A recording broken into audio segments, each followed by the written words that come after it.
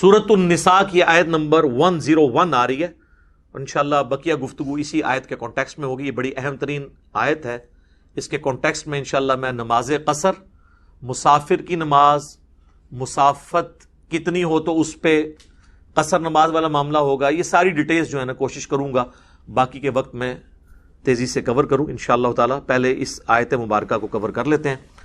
وَإِذَا ضَرَبْتُمْ فِي الْأَرْضِ، اور جب تم زمین میں سفر کرو، فَلَيْسَ عَلَيْكُمْ جُنَاحٌ، تو تم پر کوئی حرج نہیں ہے، کوئی گرفت نہیں ہے، کوئی حرج نہیں ہے، أَن تَقْصُرُوا مِنَ الصَّلَاةِ، کہ تم نماز میں قصر کر لیا کرو، یعنی نماز مختصر کر لیا کرو. وہ ڈیٹیلز جو ہیں وہ قرآن میں نہیں آئی ہیں، وہ سنت میں ہیں، یعنی صحیح الاسناد احادیث میں.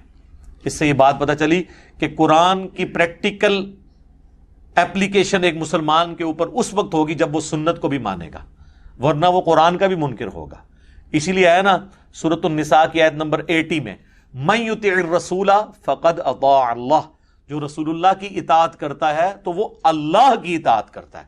اللہ کی اطاعت اب کرنی ہے، نماز قصر کرو، تو یہاں تو نہ نماز کی پوری رکھتے ہیں بھی موجود نہیں، قصر کہاں سے کرنی ہے، طریقہ بھی کوئی نہیں. وہ سنت کی طرف، سنت کو ماننا قرآن کو ماننا ہے. اور کسی چیز کا سنت میں ہونا قرآن کا عیب نہیں ہے، کیونکہ قرآن ہی نے سنت کی طرف ہماری رہنمائی کی ہے. قرآن کا ٹاپک عقیدہ ہے، سنت اعمال کو ڈیٹیل سے بیان کرتی ہے. لہذا قرآن کا یہ عیب نہیں ہے کہ اس میں نماز کا طریقہ نہیں ہے. وہاں نماز کی فرضیت آئی اور چند ایک احکامات، باقی سنت کی طرف قرآن نے ہماری رہنمائی کی.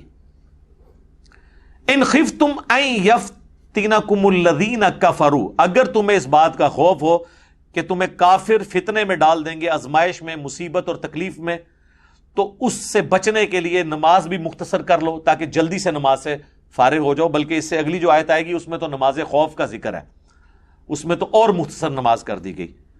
ان الکافرین کانوا لکم عدوا مبینا، بے شک جو کافر ہیں وہ تمہارے کھلے دشمن ہیں. تو ظاہر ہے جب وہ دشمن ہیں تو پھر ان سے بچنے کے لیے تمہیں نماز میں قصر کی اجازت دی جا رہی ہے. اب یہ آیت بالکل واضح ہے کہ قصر نماز یہ آپشن ہے نہ کہ obligation، یعنی یہ اجازت ہے نہ کہ حکم ہے کہ ضرور کرنی ہے. کیونکہ الفاظ دیکھیں نا، فَلَيْسَ عَلَيْكُمْ جُنَاحٌ، کوئی تم پہ گرفت نہیں ہے، ان تقصروا من الصلاة، کہ نماز مختصر کر لو، قصر کر لو اس کے اندر، تو کوئی حرج نہیں ہے. مراد یہ ہے کہ اگر مختصر پڑھ لیتے ہو تو کوئی حرج نہیں، اگر پوری پڑھ لیتے ہو تو کوئی گناہ بھی نہیں.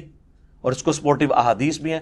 لہذا حنفیوں کا یہ موقف جو ہے نا کہ نماز قصر کرنا واجب ہے، اور اگر کوئی قصر نہیں کرے گا تو اس کی نماز ہی نہیں ہوگی. وہ کہتے ہیں کہ آپ مسافر تھے اور زور کے 4 فرض پڑھ لیے تو آپ کے 2 بھی نہیں ہوئے، چلو تھوڑا رحم کھاتے کہتے 2 ہو گئے، 2 نفل لکھے جائیں گے، تو تب بھی ہم ان کو کوئی تھوڑا بینیفٹ آف ڈاؤٹ دیتے ہیں. انہوں نے اتنی بڑی کہانی بنائی کہ وہ 4 کے 4 ہی ضائع. سر قرآن پڑھیں، کوئی حرج نہیں. یہ انداز ہی بتا رہا ہے کہ یہ آبلیگیشنل نہیں ہے، آپشنل ہے. اچھا، اس میں ایک ابہام ہے، وہ یہ ہے کہ ساتھ ایک شرط لگائی، ان خفتم ان یفتنکم الذین کفروا، اگر تمہیں یہ خطرہ ہونا کہ کافر تمہیں فتنے میں ڈال دیں گے، آزمائش میں ڈال دیں گے، یعنی حالت امن نہ ہو تو پھر قصر کرنے کی اجازت ہے. مراد کیا ہوا کہ اگر حالت امن ہے تو پھر یہ اجازت کوئی نہیں ہے، یہ مطلب نکلتا ہے نا اس میں سے. لیکن سنت اس کی ایکسپلینیشن کرتی ہے، وہ یہ کرتی ہے، یہ والا مطلب اب لینے کے لیے اس لیے تیار نہیں ہے کہ سنت میں اس کی ایکسپلینیشن آ گئی. صحیح مسلم میں حدیث ہے، ایک شخص نے سیدنا عمر سے پوچھا، یہ قرآن میں تو آیا ہے کہ جب تم حالت امن کا تمہیں یعنی خطرہ ہو، اگر کہ امن کی حالت نہیں ہے اور دشمنوں سے خوف ہے، پھر تم قصر کرو. تو اب تو ہم کثرت میں ہیں، حالت امن ہے، حالت خوف ختم ہو چکی ہے، تو لہٰذا اب قصر بھی نماز کی سہولت ہم سے ختم ہو چکی. تو سیدنا عمر نے کہا کہ سیم یہی سوال میں نے بھی رسول اللہ سے کیا تھا صلی اللہ علیہ وآلہ وسلم.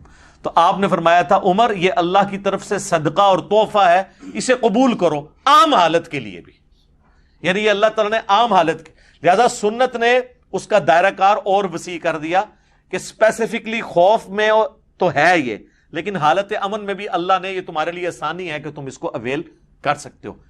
اور اس حد تک کہ صحیح بخاری میں امام بخاری نے چیپٹر کی ہیڈنگ میں لیا ہے، قربان جاؤں، اور مولا علی کے نام کے ساتھ لکھا ہے علی ابن ابی طالب علیہ السلام اس میں. اور امام بخاری ہیڈنگ میں لے کے آئے کہ علی ابن ابی طالب علیہ السلام. یار امام بخاری کو کوئی ایران سے فنڈنگ نہیں آتی تھی سر, ہاں یہ بے فکر ہیں. وہ جب خلیفہ تھے تو وہ جب سفر سے واپس آتے تو کوفے کے گھر وہ دیکھ رہے ہوتے تھے, لیکن کوفہ سٹی میں ابھی داخل نہیں ہوتے تھے, تو باہر ہی وہ نماز قصر کر کے پھر ساتھیوں کے ساتھ داخل ہوتے تھے. تو لوگ پوچھتے تھے کہ حضرت اب تو ہم گھر پہنچ گئے, تو وہ کہتے تھے نہیں, اللہ کی فیسلٹی سے فائدہ اٹھاؤ. ٹھیک ہے, تو وہ اللہ کے تحفے کو اس حد تک قبول کرتے تھے. امام بخاری نے یہ جو ایک مولا علی کا یعنی قول نقل کر کے, ان کا عمل نقل کر کے, اس معاملے کو ایسا کھول کے بیان کر دیا کہ اب کوئی یہ گلہ نہیں کر سکتا کہ آج ٹرین میں سفر ہوتا ہے, آج ایئر کنڈیشن سفر ہے, آج ہوائی جہاز میں, لہذا اب آسانی نہیں. بھئی جب سب کچھ سامنے نظر آ رہا ہے تب بھی اس کو آسانی کو اویل کرنا ہے. اللہ تعالیٰ خوش ہوتا ہے کہ کوئی آسانی کو اویل کرے. اب آ جائیں ان احادیث کی طرف. صحیح بخاری اور صحیح مسلم دونوں میں حدیث ہے. اما عائشہ سلام اللہ علیہا کہتی ہیں کہ شروع میں نماز ہوتی ہی 2 رکعت تھی. آپ پتہ نا قیام اللیل بھی 2 رکعت 2 رکعت 2 رکعت, جب 5 نمازوں کی ٹائمنگ نہیں تھی. پھر جب مدینہ شریف لوگ ہجرت کر کے آئے تو اللہ تعالیٰ نے نماز کو 4 رکعت کر دیا, لیکن سفر میں 2 ہی باقی رکھی. یعنی ظہر کے 2 فرض ہوتے تھے پہلے, وہ 4 کر دیے, لیکن سفر میں 2 ہی ہیں. اسی طریقے سے عصر کے بھی, عشاء کے بھی, اور فجر کے تو ہی 2 ہیں, وہ 2 ہی رہنے. البتہ مغرب کی ایکسیپشن آ گئی, وہ مسند احمد میں حدیث ہے, سوائے مغرب کے. مغرب چونکہ شروع سے ہی 3 ہے تو وہ 1.5 نہیں ہوتی, وہ 3 ہی رہتی ہے, اور اس پہ اجماع امت ہے. بلکہ یہ 17 رکعتوں کے اوپر تو اجماع ہے. اکثر لوگ کہتے ہیں کہ جی نماز کی رکعتیں احادیث میں بتائیں. سر بخاری مسلم کی درجنوں احادیث ہیں جن میں آپ کو سیدھا رزلٹ ملتا ہے کہ رکعتیں کون کون سی ہیں. ٹھیک ہے, تو اس کی تو ضرورت ہی نہیں ہے, اجماع امت ہے. جہاں پہ اختلاف ہوگا وہاں ہم بات کریں گے. المستدرک للحاکم میں حدیث ہے, المعجم الکبیر طبرانی میں, کہ میری امت کبھی گمراہی پر جمع نہیں ہوگی. سنی شیعہ اور ان کے جتنے چھوٹے چھوٹے آگے فرقیاں ہیں, سب کا یہی موقف ہے. فجر کے 2 فرض, ظہر کے 4, عصر کے 4, مغرب کے 3, عشاء کے 4, اور سفر میں سارے 2 ہو جائیں گے سوائے مغرب کے, یہ 3. باقی احادیث بے شمار ہیں بخاری مسلم کی, میں ساتھ ساتھ بیان کرتا ہوں, ان میں آپ کو رزلٹ نکلتا چلا جائے گا انشاءاللہ. ایک اور حدیث ہے صحیح مسلم میں, ابن عباس کہتے ہیں کہ اللہ تعالیٰ نے سفر میں 2 رکعتیں کر دی, عام حالت میں 4, اور خوف کی حالت میں, وہ جو سورہ نساء کی آیت نمبر 101 میں آئے گا, وہاں نماز کی 1 رکعت کر دی, اور 2 بھی 1 رہ گئی. 2 بھی پڑھنا ثابت ہے, لیکن 1 بھی صرف پڑھ سکتے ہیں. ظہر کی 1 رکعت, عصر کی 1 رکعت, یہ آسانی بھی ہے جنگ کی حالت میں. وہ انشاءاللہ اگلی دفعہ آیات آئیں گی تو میں انشاءاللہ اس کو کور کروں گا. صحیح بخاری اور مسلم دونوں میں حدیث ہے کہ ابن عمر ایک سفر میں تھے تو انہوں نے اپنے ساتھیوں کو 2 رکعت ظہر کی نماز پڑھائی, پھر اپنے حجرے میں واپس آئے تو انہوں نے دیکھا کہ ابھی بھی لوگ کچھ نماز پڑھ رہے تھے. میرے خیال ہے وہ انفی بریلوی, انفی دیوبندی ہوں گے. تو بخاری مسلم کے الفاظ ہیں, حضرت عبداللہ ابن عمر نے فرمایا کہ یہ کیا پڑھ رہے ہیں؟ ان کا جی یہ سنتیں پڑھ رہے ہیں, وہ نفل نماز جو بعد میں ہم اسے سنت بھی کہہ دیتے ہیں موقع. تو انہوں نے فرمایا کہ اگر میں نے سنتیں ہی پڑھنی ہوتی تو میں ظہر کے 4 فرض نہ پڑھ لیتا. پھر انہوں نے کہا کہ میں نے نبی صلی اللہ علیہ وآلہ وسلم, حضرت ابوبکر, حضرت عمر, حضرت عثمان رضی اللہ عنہم اجمعین, تینوں کے ساتھ پوری زندگی سفر کی ہے, وہ 2 رکعتوں سے زیادہ نہیں پڑھا کرتے تھے. اندازہ کریں, یعنی یہ اس میں الفاظ ہیں کہ میں نے تینوں کے ساتھ سفر کیے, وہ 2 رکعتوں سے زیادہ نہیں پڑھا کرتے تھے. تو یہ بالکل واضح ہو گیا کہ یہ جو ان لوگوں کا خود ساختہ ایک مسئلہ ہے. پھر صحیح بخاری اور صحیح مسلم میں یہ حدیث ہے کہ ایک سفر کے دوران عبداللہ ابن عمر نے جو ہے وہ جب سفر کرتے ہوئے وہ جماعت کروایا کرتے تھے نا خود, تو 2 رکعت پڑھا کرتے تھے, اور اگر کسی مقیم امام کے پیچھے پڑھتے تھے پھر 4 پڑھتے تھے. یعنی اگر مسافر امامت کروائے گا نا تو اس نے تو 2 ہی پڑھنے ہیں, اس کے پیچھے مسافر ہیں وہ 2 رکعت پڑھیں گے. لیکن اگر مسافر مقیم کے پیچھے پڑھے گا, جس طرح لوگ حج اور عمرے پہ جاتے ہیں اور وہ یہ مسئلہ پوچھ رہے ہوتے ہیں ادھی پڑھنی ہے پوری, وہ پائی امام کعبہ اور مسجد نبوی کے امام کے پیچھے پوری پڑھنی ہے, ٹھیک ہے نا, وہ تو ایک افضلیت والی چیز ہے, آپ اس کو یعنی حاصل کریں, تو اس میں یہ آپ نے نہیں کرنا.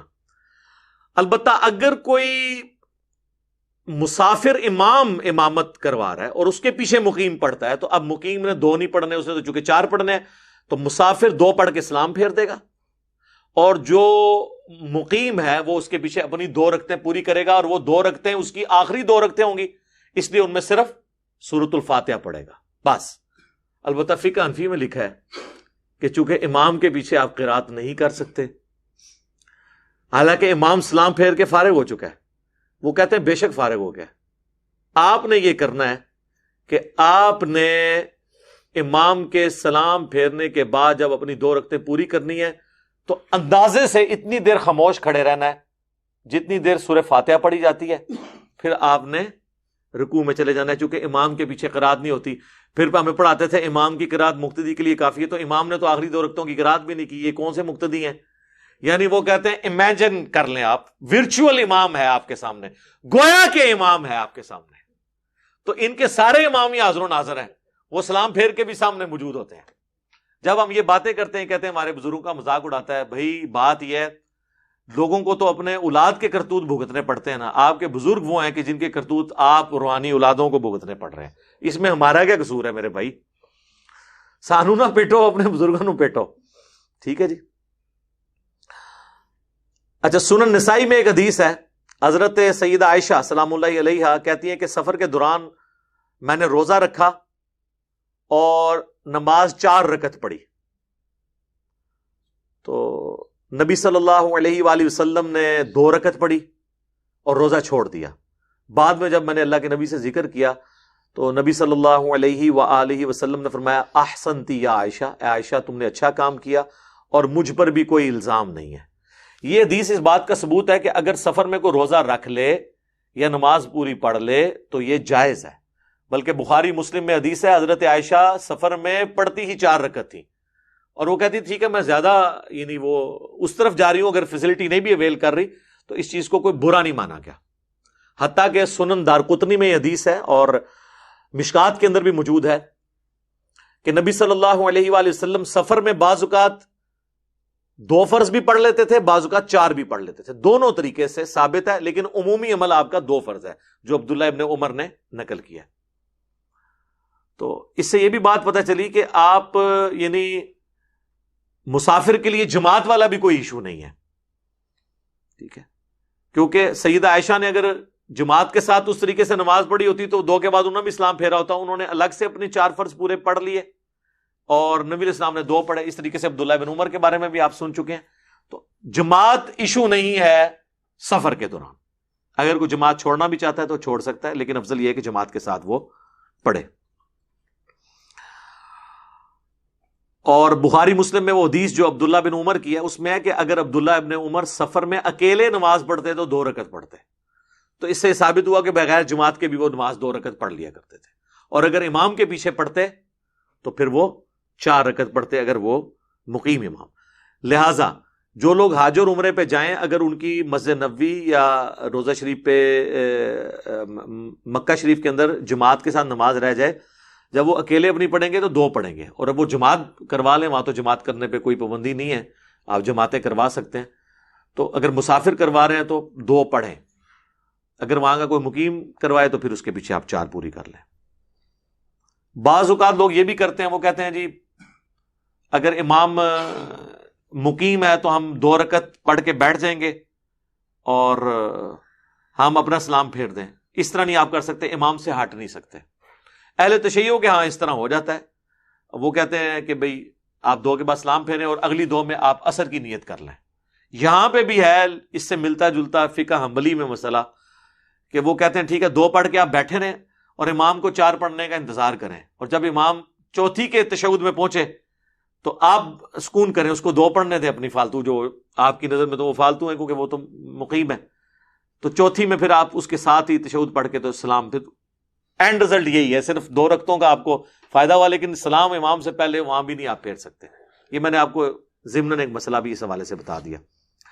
بخاری مسلم میں ایک اور حدیث ہے کہ نبی علیہ السلام جب سفر میں ہوتے تو سواری سے اتر کر فرض نماز ادا کرتے تھے، اور تہجد اور نوافل اور وطر سواری پر ادا کرتے، اور اس چیز کا بھی اہتمام نہ کرتے کہ سواری قبلہ رخ جا رہی ہے یا قبلہ رخ سے ہٹ کے، یعنی استقبال قبلہ صرف فرض نماز کی ریکوائرمنٹ ہے، نفلی نمازوں کی نہیں ہے.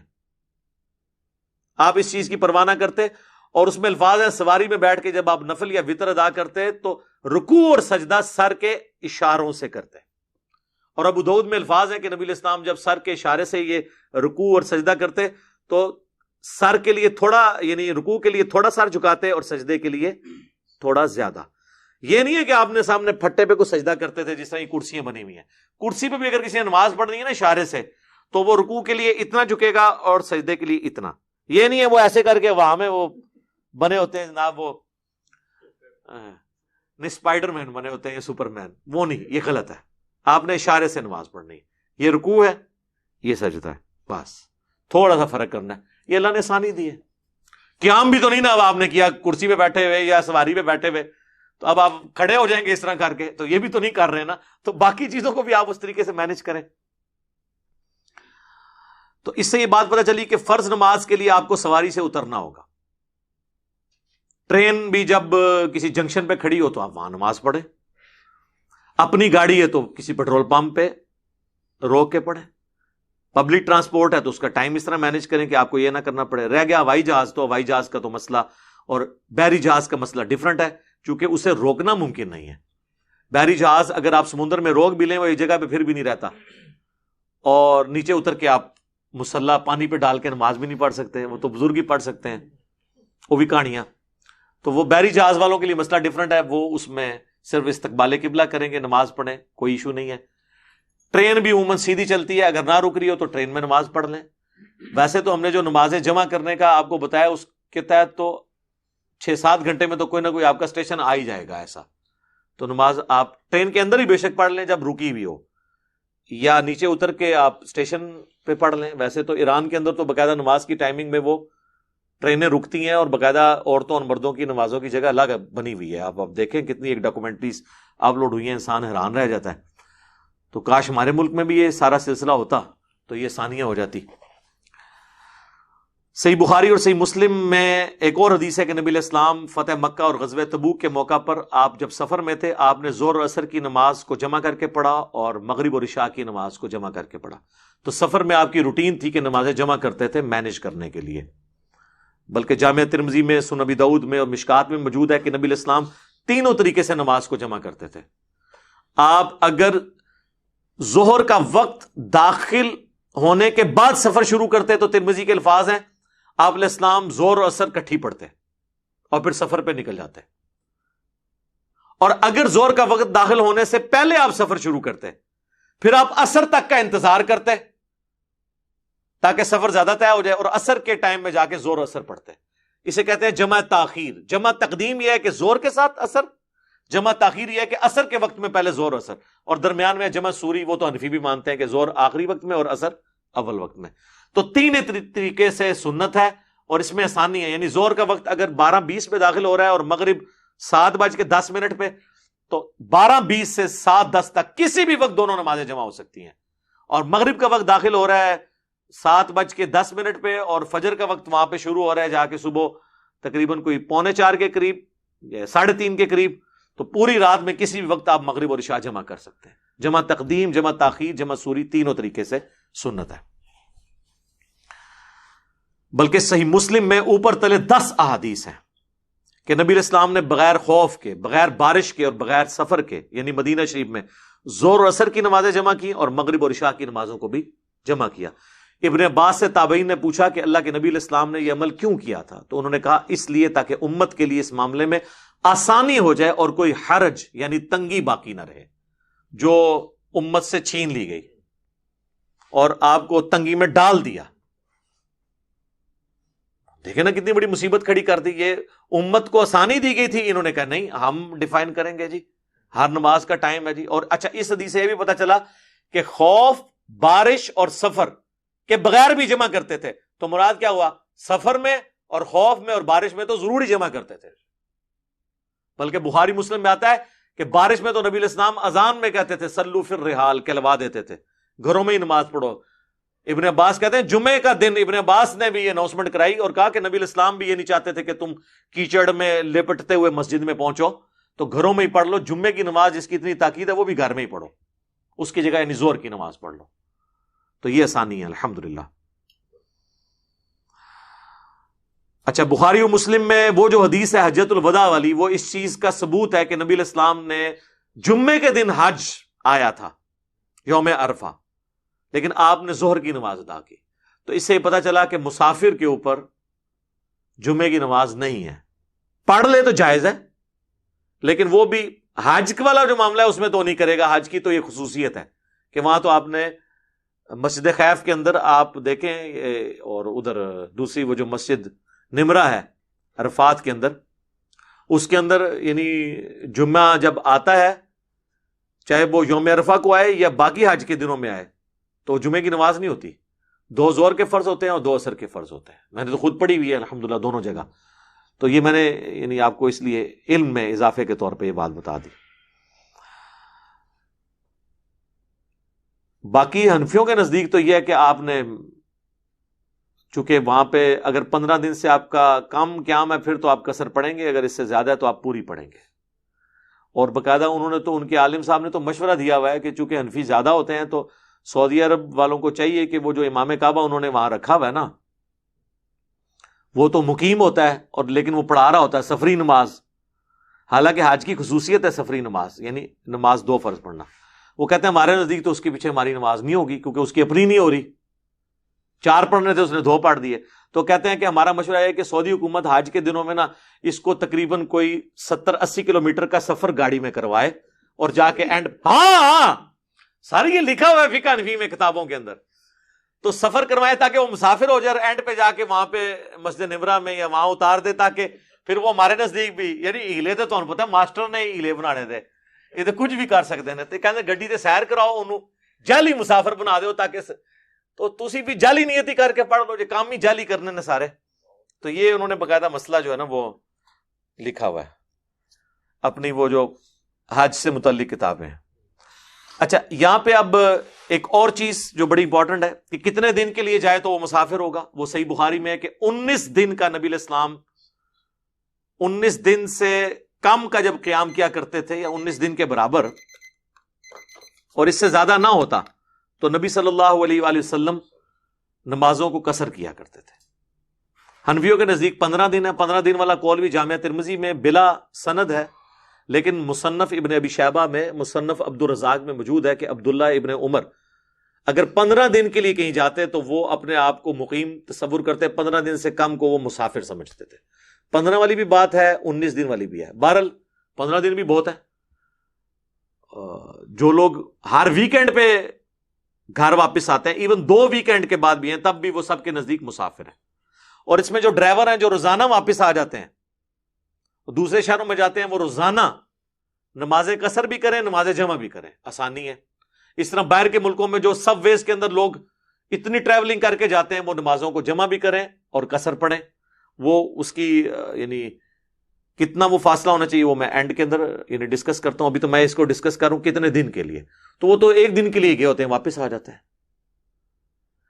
اس طریقے سے ایک بندہ کراچی سے چلا اور اس نے پشاور جانا ہے، راستے میں 10 مہمانوں کے گھر اگر وہ 10 دن بھی رکتا جائے، ہر جگہ ہی وہ قصر نماز پڑھتا چلا جائے گا، کیونکہ الٹیمیٹلی تو اس نے وہاں جانا ہے، تو وہ مسافر ہے. تو ڈرائیور ہو، اسٹوڈنٹ ہو، ہاسٹل میں رہ رہا ہے اور ہر ہفتے یا 2 ہفتے بعد واپس آ جاتا ہے، تو یہ نہیں ہے کہ اب وہ مقیم ہو گیا وہاں پہ. بے شک وہ 5 سال کے لیے گیا ہے، لیکن ہے تو غریب الوطن ہے نا، اس لیے تو گھر واپس آتا ہے. ہاں، جس دفعہ وہ 15 دن یا 19 دن سے زیادہ رکتا ہے، اس دفعہ وہ پوری نماز پڑھ لے. عام دنوں میں وہ مسافر بھی، ہاسٹل کے اندر جو اسٹوڈنٹس ہیں وہ قصر نماز ہی پڑھیں گے. یہ ساری وہ چیزیں جو لوگ پوچھتے ہیں، پریکٹیکلی ہم بھی اس سے گزرے تو ان کے لیے آسانی ہے. باقی اگر کیٹاسٹرافک کنڈیشن ہو تو پھر آپ بے شک 6 مہینے تک پڑھیں.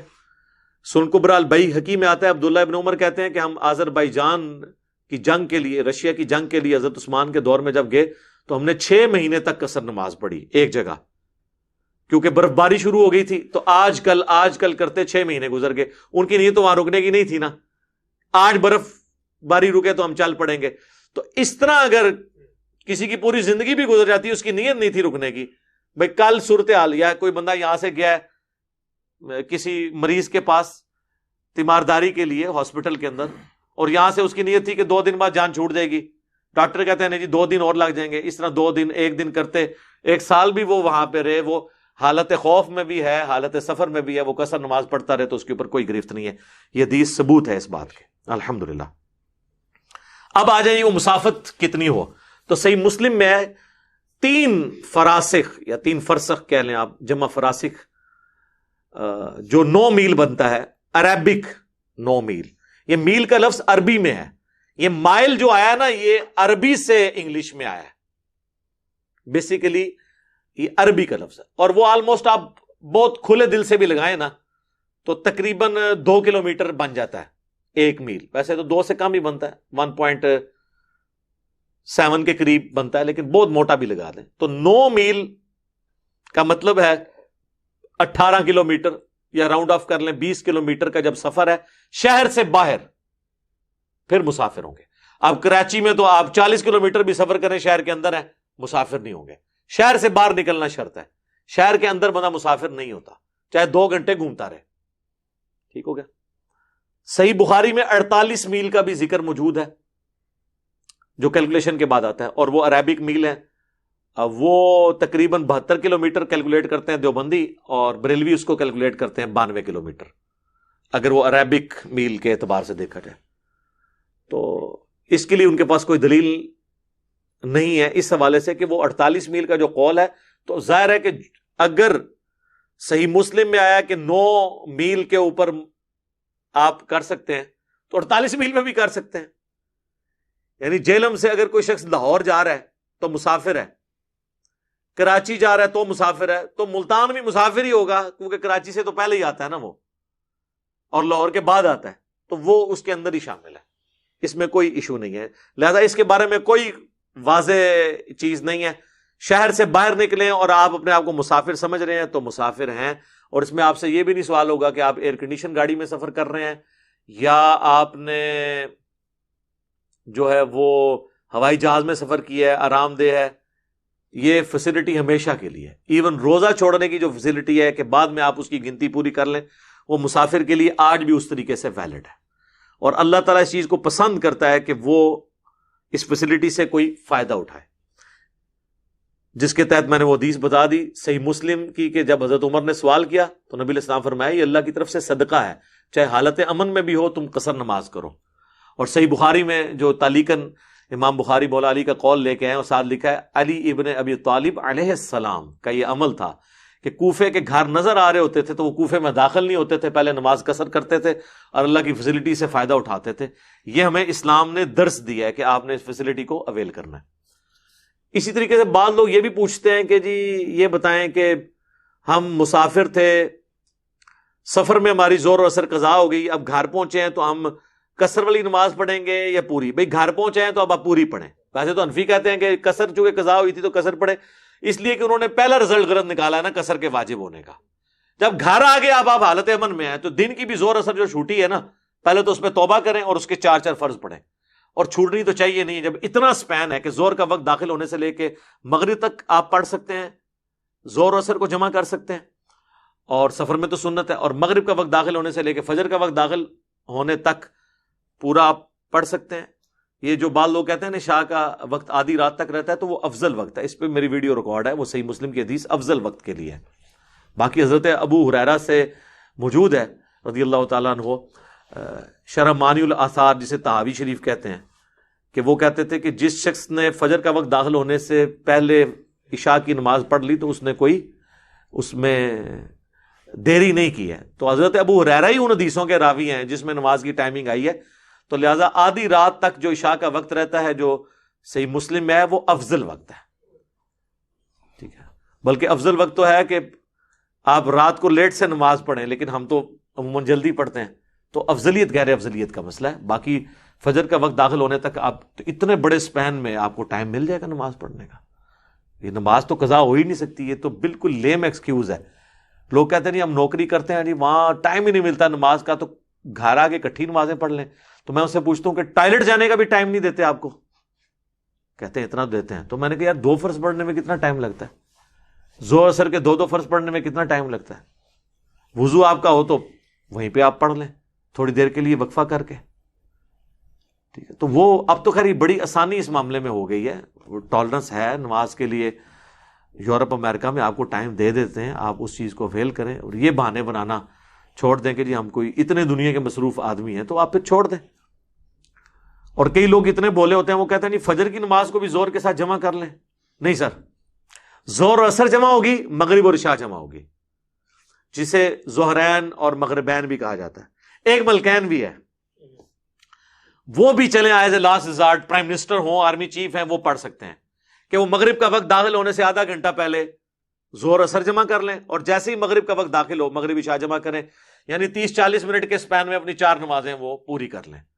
تو وہ مستقل بھی روٹین بنا لیں، تو ان کی روٹین ایسی ہے، ان کی جو مصروفیات ہیں اس کے اندر ان کے لیے کوئی اجازت والی گنجائش ہو سکتی ہے۔ باقی عام آدمی کے لیے تو یہ نہیں ہے کہ وہ اپنی روٹین بنا لیں، افضل یہی ہے کہ چاروں نمازیں اپنے الگ الگ وقت میں پڑھیں، فجر تو ویسے ہی لادہ ہوتی ہے، لیکن اگر کوئی مجبوری کی وجہ سے اس کو روٹین بناتا ہے عام حالت میں بھی تو وہ ثابت ہے، وہ آپ پڑھیں، نماز پڑھیں صحیح، اور اس میں بھی خالی فرض پڑھنے تو کافی ہے، اور مسافر ہیں، نوکری پیشہ ہیں، آپ روزانہ شہر سے باہر 20 کلومیٹر جاتے ہیں سب وے کے ذریعے، چاہے وہ آپ 5 منٹ میں پہنچتے ہیں چاہے 1 گھنٹے میں پہنچتے ہیں، اگر آپ نے وہ سفر طے کر لیا ہے آپ وہاں نمازیں جمع کریں اور گھر آ کے مغربی عشاء جمع کر لیں، پوری رات آپ کے پاس پڑی ہے، جس وقت مرضی جمع کریں، تو یہ دین میں وہ آسانی ہے۔ اور میں آپ کو بتاؤں یہ سب کانٹیننٹ میں ایشو ہے، ادروائز آپ عرب ملکوں میں سفر کریں، یہ جب لوگ حج عمرے کے لیے جاتے ہیں تو وہ تو ڈرائیور ٹرینڈ ہیں، وہ آپ کو جب زور کے وقت گاڑی مکے سے مدینے کے لیے چلتی ہے نا، یا مدینے سے مکے کے لیے، تو وہ ڈرائیور کہہ دیتا ہے کہ بھائی زور اثر جمع کرو،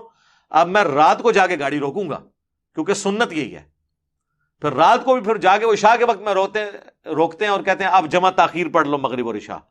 وہاں کی روٹین ہے، ان کو پتا ہے کہ ادھر تو نماز جو ہے نا اتنی بڑی انہوں نے دماغ پر سوار کی ہوتی ہے، گاڑیاں رکوا رہے ہوتے ہیں، ہم خود رکواتے رہے۔ اور پاکستان جیسے ملک میں ایک بندہ فیملی کے ساتھ پرائیویٹ سفر کر رہا ہے ویگن کے اندر یا بس کے اندر، اور آپ گاڑی رکوائیں نماز کے لیے، تو آپ تو سب لوگوں کو تھریٹ پہ لگا رہے ہیں کہ وہ کوئی ڈاکو لوٹ لیں گے ان کو، گاڑی چلنے دیں، تا وقت ہے کہ آپ کسی مین سٹی میں نہ پہنچ جائیں، وہاں جا کے نمازیں جمع کریں۔ 5 منٹ بعد گاڑی رکوانے کا کوئی تک ہی نہیں بنتا، نماز قضا ہو ہی نہیں سکتی۔ اتنا لمبا سفر کس نے کرنا ہے کہ 6-7 گھنٹے گاڑی ہی نہیں رکے گی، یہاں لوگ 1.5 گھنٹے کے سفر میں گاڑیاں رکوا رہے ہوتے ہیں۔ بھائی گھر جا کے پڑھ لینا، مغربی عشاء جمع کرنا، پوری رات پڑی ہوئی ہے، زور اثر ہے تو زور کے ساتھ ہی اثر پڑھ کے نکلو، گاڑیاں رکوا رہے ہوتے ہیں اور پھر اتنی بڑی ٹینشن میں لوگوں کو ڈالتے ہیں صرف دینی مسئلہ نہ پتا ہونے کی وجہ سے۔ بارہ میرا الگ سے ایک کلپ ہے نمازوں کو جمع کرنا حرام سوالیہ نشان، وہ آپ دیکھ لیں تو انشاءاللہ آپ کو معاملہ کلیئر ہو جائے گا۔ اللہ تعالیٰ سے دعا ہے جو حق بات میں نے کہی اللہ تعالیٰ ہمارے دلوں میں راسخ فرمائے، اگر جس بات میں میرے منہ سے کوئی غلط بات نکل گئی اللہ تعالیٰ ہمارے دلوں سے اسے دھو دے، ہمیں معاف بھی فرما دے، ہمیں کتاب و سنت کی تعلیمات پر عمل کر کے دوسرے بھائیوں تک پہنچانے کی توفیق عطا فرمائے۔ سبحانک اللہم و بحمدک اشہد ان لا الہ الا انت استغفرک و اتوب الیک وما علینا